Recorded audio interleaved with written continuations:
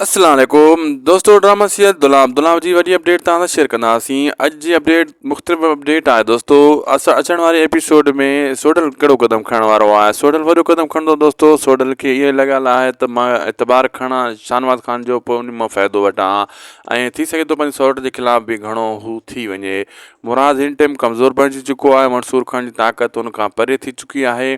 शानवाज़ ख़ान इन शइ जो वॾो फ़ाइदो वठंदो। शानवाज़ ख़ान जी इहा कोशिशि हूंदी त मां कहिड़े बि तरीक़े सां मिठण जो जेको आहे ॻोल्हे वठां मिठण खे, ऐं हाशिम खे चवंदो त इन खे ॻोल्हे ऐं इन खे छॾाए वठि।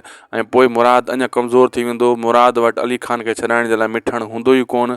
पोइ हू मजबूर थी किरी पवंदो असांजे अॻियां ऐं राज़न खे ताक़त मिली वेंदी। राज़न अञा इन खे कमज़ोर बणाईंदो। होॾां मंसूर ख़ान पंहिंजी बेगुनाही साबित करण जे लाइ गंधार खे ॻोल्हे रहियो आहे त कंहिं शानवाज़ ख़ान जाफ़र वटि वञी इहा ॻाल्हि पुॼाई त अॼु राति असां जेको आहे अली ख़ान खे वठण वारा आहियूं।